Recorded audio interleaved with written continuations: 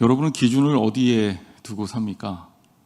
사람은 어디에 기준을 두느냐에 따라 삶이 굉장히 달라질 수 있습니다. 성도는 어디에 기준을 두고 살아야 될까요? 그렇습니다. 하나님 말씀입니다. 우리는 무조건 하나님 말씀 붙들고 살아야 합니다. 오늘도 여러분의 삶의 기준이 주님 말씀이 되기를 주님의 이름으로 축복합니다.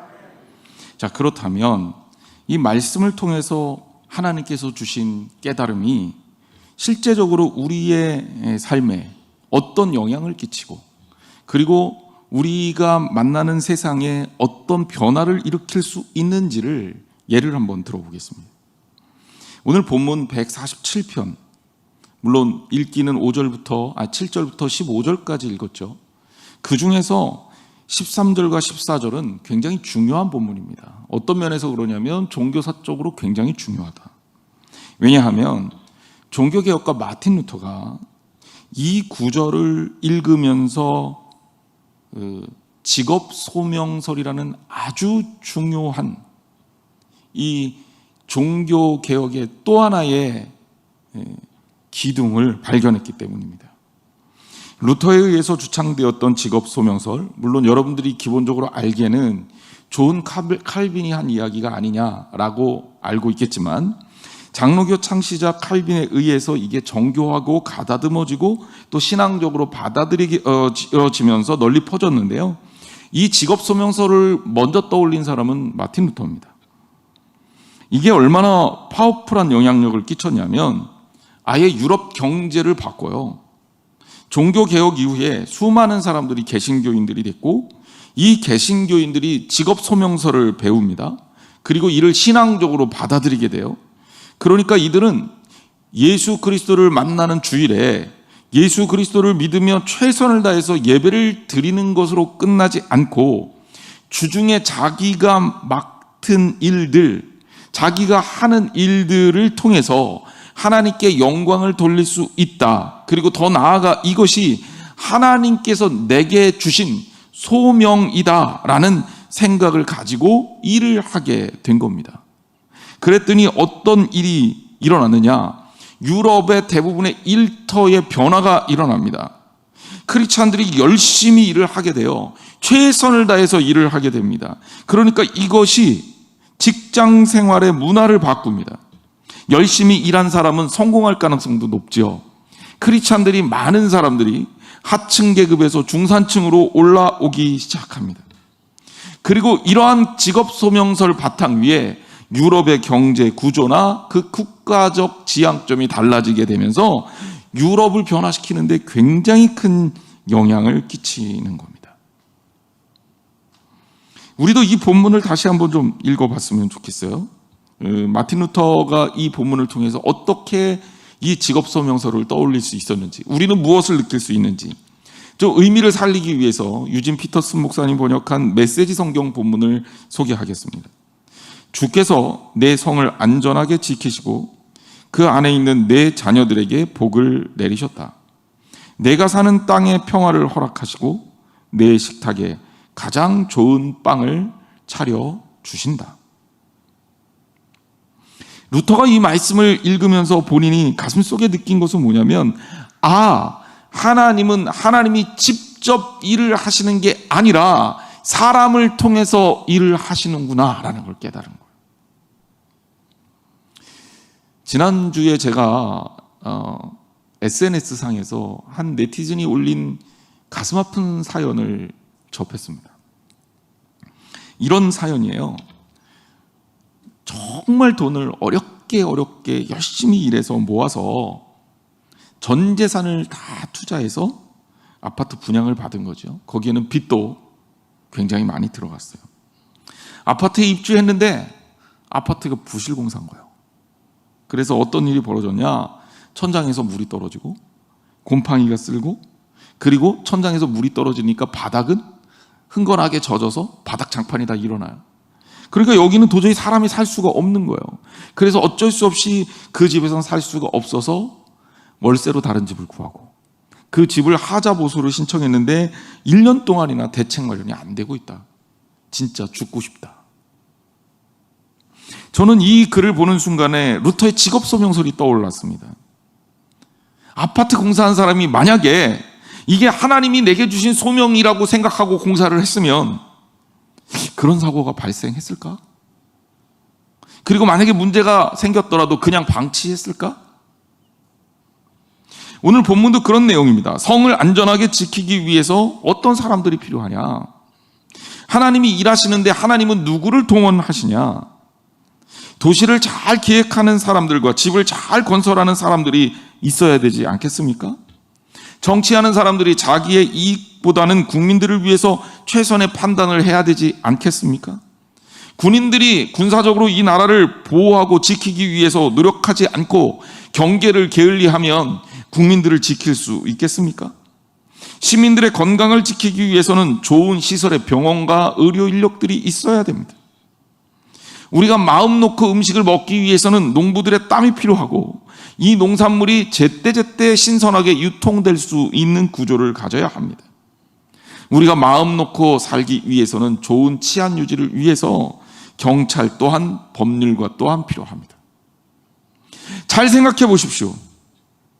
이 세상은 나 혼자 사는 것이 아닙니다. 함께 사는 거죠. 그리고 그 속에 함께 살면서 어떤 방식이든 어떤 방법이든 우리는 영향력을 갖고 또 영향을 주게 됩니다.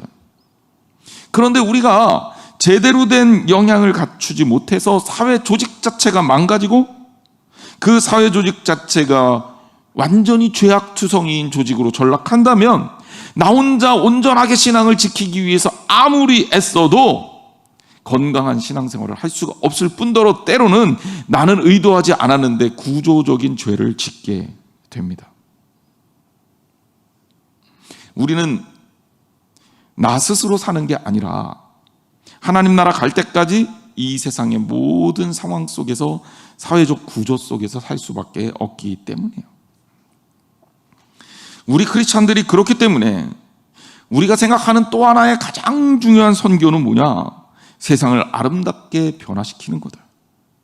이것은 내게 주신 이 땅에서의 직업을 통해서 하나님께 영광을 돌리는 것을 포함하는 일이다라는 겁니다.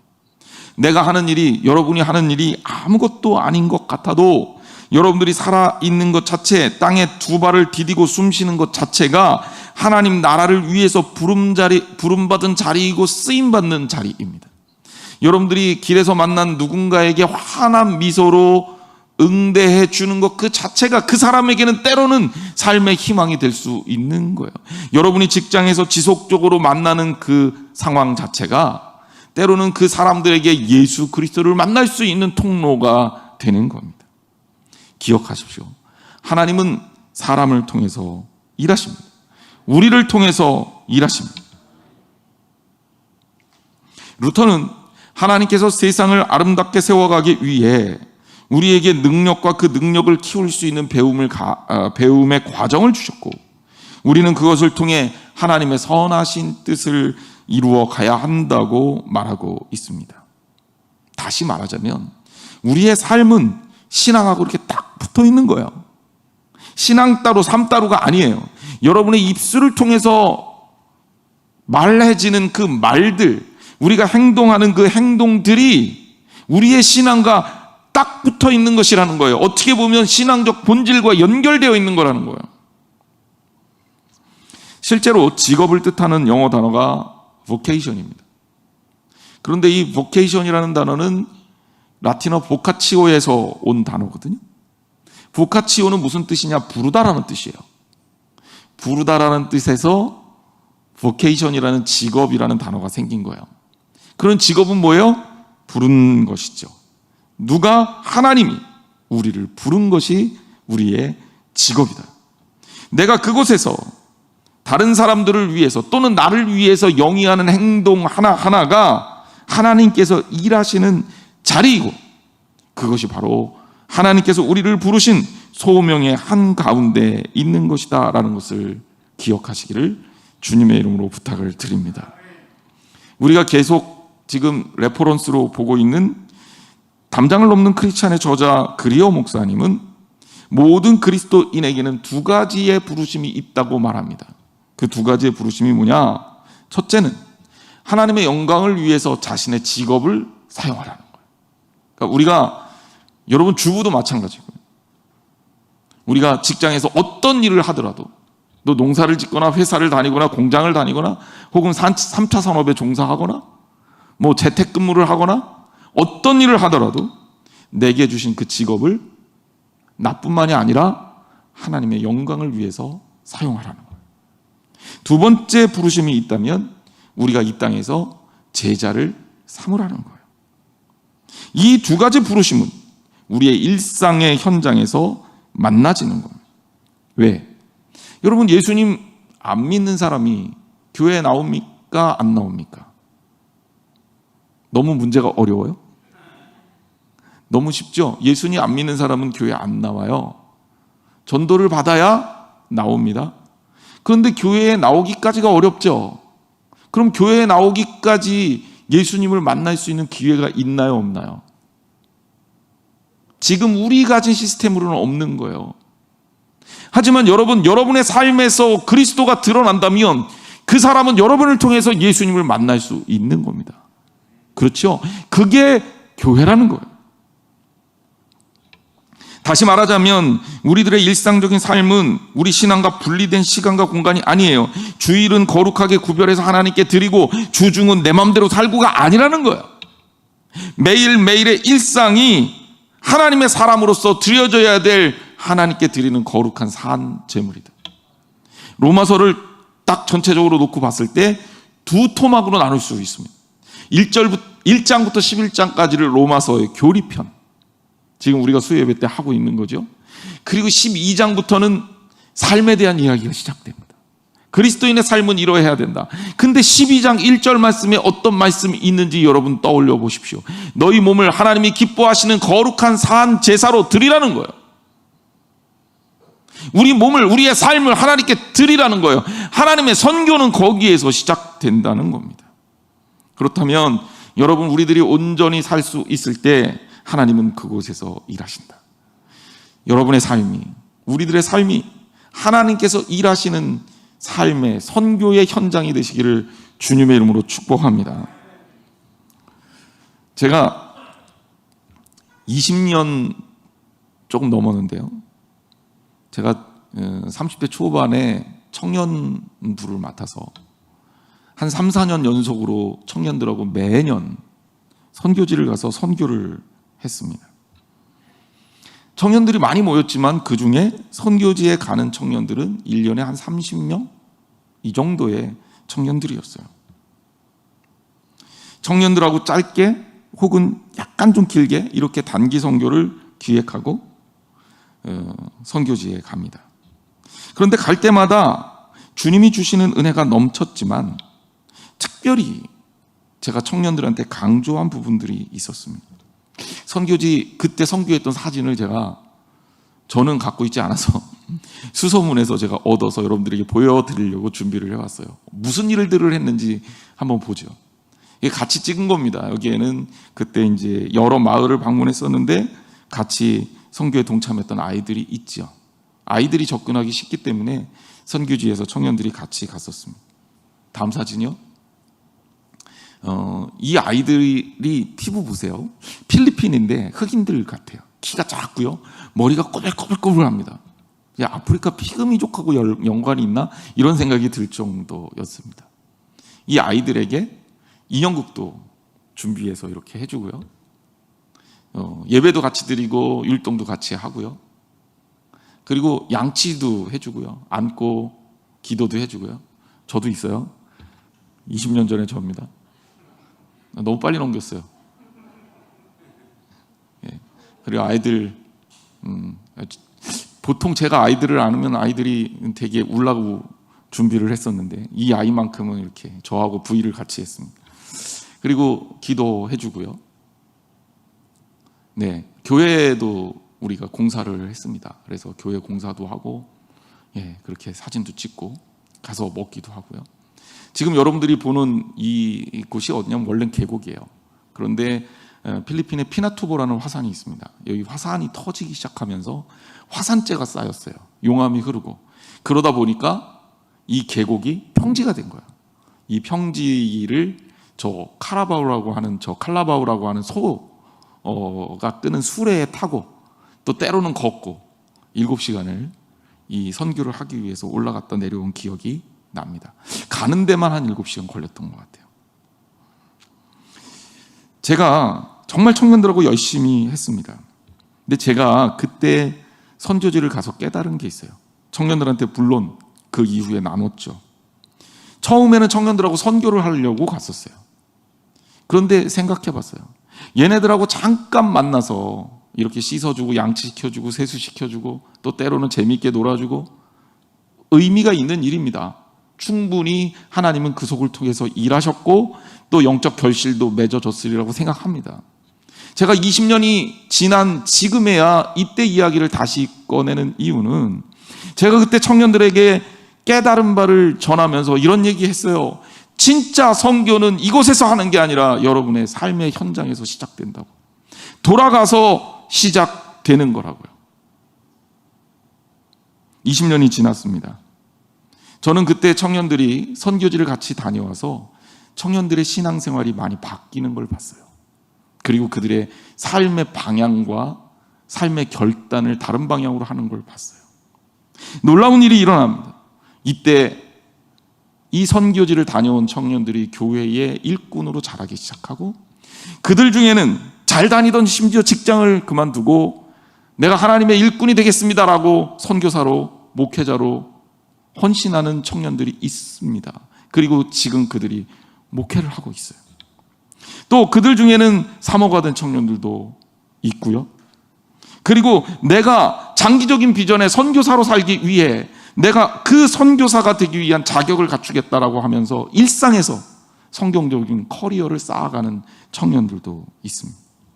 물론 다 100%라고 장담은 못하겠지만 이들에게 이 선교를 통해서 정말 많은 것들이 바뀌었음을 20년이 지난 시점에서 그들을 통해서 제가 깨닫게 됩니다.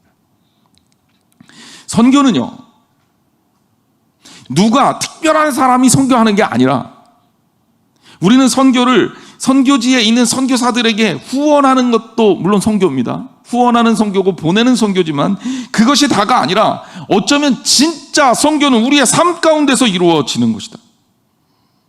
어쩌면 선교지는요, 우리들의 삶의 자리가 아닌가 생각이 들어요. 여러분 주위에 예수 그리스도를 믿지 않는 사람들을 얼마나 많이 만나고 있습니까? 그들에게 여러분은 어떤 영향을 끼치고 있습니까? 내가 전하지 않는다면 누가 그에게 하나님 말씀을 전달할 수 있겠습니까? 교회는요, 하나하나가 바로 선교사입니다. 성도 하나하나가 선교적 사명을 가진 하나님의 백성이에요. 그리고 그 하나님의 백성이 선교적 사명을 지니고 함께 모여서 선교적 꿈을 함께 꾸는 믿음의 공동체가 바로 교회인 거예요. 수동적으로 신앙생활하는 것이 우리에게 의미가 있는 게 아니라 하나님을 붙들고 하나님 안에서 은혜롭게 우리의 삶에 주님의 뜻을 실천하는 것이 하나님의 자녀로서의 삶이다. 저는 이 본문을 읽으면서 특히 147편과 7편 10절과 11절 말씀의 은혜를 받았는데 이 말씀입니다. 여호와는 말의 힘이 세다 하여 기뻐하지 아니하시며 사람의 다리가 억세다 하여 기뻐하지 아니하시고 여호와는 자기를 경외하는 자들과 그의 인자하심을 바라는 자들을 기뻐하시는도다. 삶의 기준이 어디 있느냐는 거예요. 말의 힘이 세면 농사를 잘 질 수가 있고 돈벌이를 잘할 수 있습니다. 사람의 다리가 억세면 우리가 남들보다 뛰어난 능력을 가질 수는 있는 거예요. 하지만 하나님께서 기뻐하시는 자들은 그런 게 아니라 여호와를 경외하는 자들과 그의 인자하심을 바라며 이 땅을 사는 사람입니다. 여러분의 일상에 하나님은 관심이 많으세요. 우리의 삶에서 만나는 모든 경험과 모든 사람을 축복하고 사랑하고 아끼기를 주님의 이름으로 축원합니다. 우리가 살아가는 세상이 하나님의 질서 안에서 축복 가운데 운행되기를 하나님은 원하시기 때문입니다. 우리의 거룩한 신앙과 일상적 삶이 절대 분리될 수가 없어요. 크리스찬이라면 크리스찬답게 사십시오. 우리는 이제 복음서로 좀 넘어가서 말씀을 볼 필요가 있을 것 같아요. 복음서에서 예수님의 모습을 만나게 되는데, 특히 예수님의 낯선 모습을 만나고 당황할 때가 있습니다. 예수님이 화를 내시고 심지어 폭력을 휘두르십니다. 어떤 장면입니까? 성전에서 장사하는 자들을 내어 쫓고 돈 바꾸는 자들의 상과 비둘기 파는 자들의 의자를 둘러 엎으시는 장면입니다. 왜 그러셨을까요? 주님은 이렇게 말씀하십니다. 마가복음 11장 17절 말씀입니다. 기록된 바 내 집은 만민이 기도하는 집이라 칭함을 받으리라고 하지 아니하였느냐? 너희는 강도의 소굴을 만들었도다. 우리가 보통 이 장면에서 주목해야 할 부분이 있습니다. 바로 만민이 기도하는 집이라고 할 때 그 만민입니다. 자, 성전은 누구를 위해서 만들어졌습니까? 우리가 일반적으로 아는 상식은 하나님 믿는 사람이에요? 믿지 않는 사람이에요? 믿는 사람이죠. 그들 중에서도 그 당시의 성전은 누구를 위해서 지어진 성전입니까? 유대인이에요. 유대인을 위해서 지어진 성전이라 이 성전은 구조 자체가 유대인 중심으로 되어 있습니다. 자, 성전 사진을 잠깐 보세요. 우리가 예루살렘 성전 할 때 이렇게 이제 모형도를 그려놓고 나름대로 상상을 하는데, 이게 헤롯 성전입니다. 예수님 당시 성전이에요. 그럼 이 성전이 그 가운데 있는 건물을 우리가 성전이라고 부르는데, 그 성전의 구조가 어떻게 되어 있는지를 한번 살펴보세요. 제가 그걸 보죠. 전개도 성전의 밑그림 구조도를 준비를 했습니다. 자, 이 여기를 보면 성전을 들어가려면 먼저 어디에 먼저 들어가느냐? 이방인의 뜰에 들어갑니다. 그리고 이방인의 뜰에서 한 걸음 더 들어가면 여인의 뜰이 있어요. 여인의 뜰은 유대인 여인의 뜰입니다. 여인들은 여기까지만 들어갑니다. 그 다음에 여인의 뜰을 지나면 유대인 남자들의 뜰이 나옵니다. 유대인들은 여기까지 들어가요. 그럼 예배나 제사가 어느 지점에 서서 진행이 되느냐? 보통 유대인의 뜰이나 여인의 뜰에서 진행이 되겠죠. 성전 건물 안에 있는 거예요. 그리고 그 안에 제사장의 뜰이 있고 지성소와 성소가 나뉘어 있습니다. 자, 예수님이 왜 성전을 뒤집어 엎으셨냐? 요한복음에 보면 예수님이 화가 엄청나게 나셔서 노끈으로 채찍까지 만드셨어요. 그리고 채찍을 만드시면서 화를 좀 가라앉히신 게 아니라 더 분노하셔서 상을 들러 엎으시고 심지어 양과 소까지 다 내몰아내시고, 그리고 매매하는 자들을 쫓아내고 상을 들러 엎으셨어요. 왜? 많은 사람들이 얘기합니다. 성전에서 장사하는 게 잘못된 것이다. 물론 이거 잘못된 겁니다. 왜냐하면 율법에 의하면, 율법을 타이트하게 적용하면 하나님께 드리는 제물은 산 게 되면 안 돼요. 물론 흠없는 제물을 드려야 됩니다. 여기에는 제사장들과 결탁한 비리도 있어요. 하지만 오늘 말씀의 초점은 이게 아닙니다. 근데 유대인들이 와서 여기서 제물을 사가지고 예배를 드립니다. 유대인들이 거룩한 예배를 드리는데 유대인의 입장에서 아무런 지장이 없어요. 왜? 장사를 어디에서 했을까요? 장사한 곳이 어딜까요? 이방인의 뜰입니다. 이방인의 뜰에서 장사하니까 유대인들은 거기서 제물을 사갖고 안으로 들어가서 유대인의 뜰에서 제사를 드리니까 아무리 장사하고 시끄럽고 난리를 쳐도 그거는 밖의 일이에요. 상관없단 말이에요. 그러니까 성전 안에서 이 사람들이 장사를 했다 그래서 성전 안에 들어와서 제사를 드리는 데서 장사를 한 게 아니라 이방인의 뜰에서 제사를 드린 거예요. 장사를 한 겁니다. 제사가 아니라. 그러니까 성전에서 장사하니까 예수님께서 화를 내셨다. 이거는 맞는 이야기지만 여기에 숨겨진 의미가 하나 더 있다는 거예요. 아마 예수님이 그 들러 엎으실 때 장사하는 사람들이 억울해하며 이렇게 변명할 겁니다. 우리가 장사한 데는 성전 아닌데요. 유대인들이 예배드리는데 아무 지장이 없는데요. 그런데 진짜 문제는 뭡니까?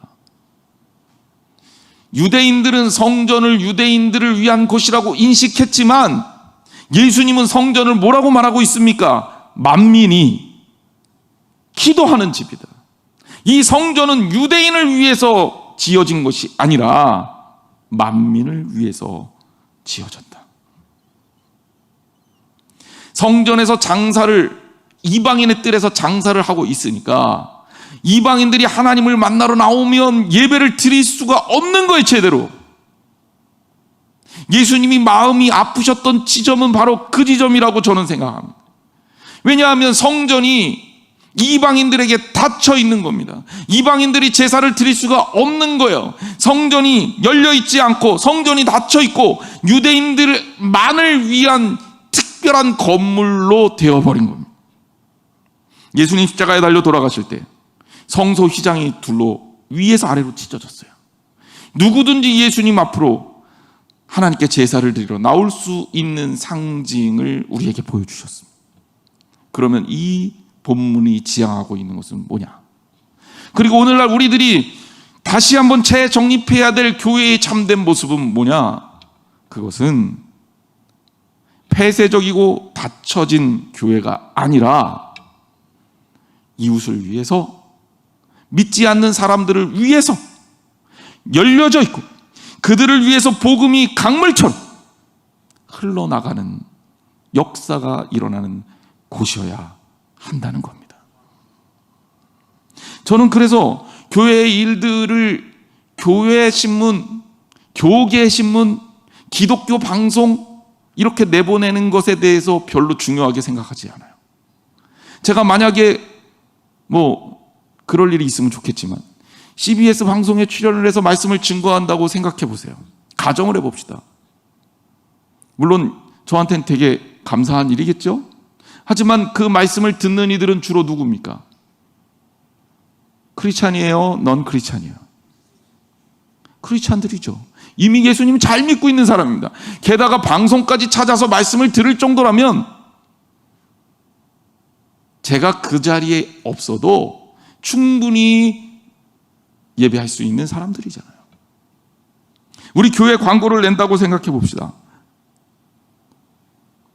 기독교 방송에다 광고를 내는 게 맞는 겁니까? 아니면 교회 안 다니는 사람들에게 알릴 수 있는 곳에 그 방송에다, 그 신문에다가 광고를 내는 게 맞는 겁니까? 어렵지 않게 판단할 수 있죠. 복음이 어디를 향해 있어야 되냐를 분명히 얘기해 주고 있는 거예요. 오늘날의 교회가 무엇을 바라보고 있어야 되냐고 우리가 분명히 알 수 있는 거예요. 저는 예수님의 시선이 이방인의 뜰에 머물렀음을 말씀을 통해서 깨닫습니다. 하나님의 시선이 바로 그곳에 다 있는 겁니다. 그리고 우리에게 요청하는 거죠. 너희들의 삶의 자리가 곧 내 복음이 전해지는 선교의 자리다. 교회 와서 여러분들이 예배를 거룩하게 드리는 것 정말 중요한 일입니다. 우리는 교회 와서 예배를 거룩하게 드림으로 하나님 말씀을 받아 내가 살아갈 수 있는 힘을 얻으며 주님께서 나에게 어떤 것을 원하시는지를 깨닫게 하시는 시간이니 중요하죠. 하지만 이 깨달은 마음으로 살아야 할 주중의 삶은 어떤 의미에서 주일만큼 또로 다른 측면에서 중요합니다. 여러분의 말하는 거, 여러분의 생각하는 거, 여러분의 행동하는 것들을 하나님이 받으실 수 있는 주중의 삶이 되기를 주님의 이름으로 축원합니다. 우리 교회의 이방인의 뜰은 어디입니까? 여러분, 우리 교회는 과연 이웃들에게 얼마나 많이 열려 있습니까? 앞으로 더욱더 그들이 교회에 발걸음을 할 수 있도록 우리는 준비하고 기도하고 계획하고 더욱더 그렇게 복음 지향적인 교회를 이루도록 노력해야 할 것입니다. 우리의 일상생활이 주님의 사랑을 전하는 선교의 장이 되지 않으면 교회는 정체되었고 머물러 있는 복음의 본질과는 거리가 멀어진 화석화된 건물이 돼서 오늘날 수많은 교회가 죽어가고 있는 서구 유럽이나 미주에 있는 교회들처럼 되어버리고 말 것입니다. 진정한 교회는 성도들이고 성도들의 삶입니다. 여러분의 삶이 바로 복음의 본질입니다. 그리고 선교의 최일선입니다. 사랑하는 성도 여러분, 주님 안에서 하나님 뜻을 붙들고 선교사로 사십시오. 하나님의 역사를 이루는 우리의 삶이 되기를 주님의 이름으로 축복합니다. 한 사람 한 사람이 복음의 뜨거운 열정을 가지고 모여 주의 말씀의 은혜를 통해서 새로운 삶을 개척하시기를 바랍니다. 하나님이 일하시는 한 주간이 되기를 주님의 이름으로 축복합니다. 기도하겠습니다. 하나님 감사합니다. 우리가 때로 힘들고 어려운 일을 겪는다 하더라도 하나님은 우리의 삶에서 일하시는 분인 줄 믿습니다. 또 하나, 우리는 하나님을 따르고 하나님을 사랑한다고 하지만 하나님의 시선이 어느 곳에 머물러 있는지를 우리 또한 깨달아야 할 줄 믿습니다. 우리도 주님의 시선에 맞추는 삶이 되게 하여 주옵소서. 사랑하는 성도들 한 사람 한 사람이 주님께서 부여하신 선교적 사명을 감당하는 데 부족함이 없는 사랑하는 하나님의 백성들이 되게 하시고 그 마음으로 뜨거운 가슴으로 주님 앞에 다시 모여 늘 주님 중심에서 벗어나지 않는 신앙생활을 할 수 있는 저희 사랑하는 성도들 되게 하여 주옵소서. 한양제일교회를 이곳에 세우신 목적과 이유를 깨닫게 하옵소서. 하나님께서 일하심이 보여지는 교회가 되게 하여 주옵소서. 예수님의 이름으로 간절히 기도했습니다. 아멘.